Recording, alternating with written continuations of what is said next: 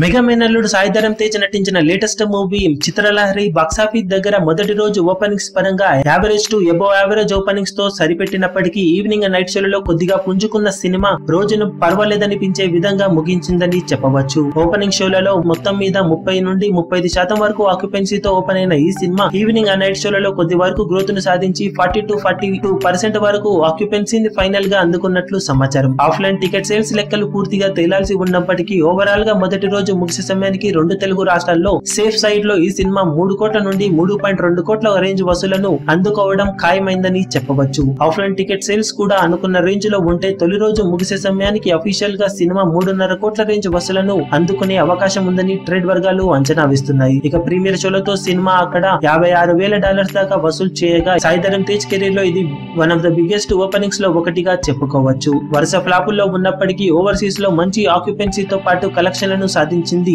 ఈ సినిమా. ఇక రెండు తెలుగు రాష్ట్రాల్లో మొదటి రోజు మొత్తం మీద 3.2 కోట్లకు అటు ఇటుగా వసూలను అందుకునే అవకాశం ఉన్న ఈ సినిమా వరల్డ్ వైడ్ గా కూడా 4 కోట్ల రేంజ్ ఓపెనింగ్స్ తో దుమ్ము లేపే అవకాశం ఉంది.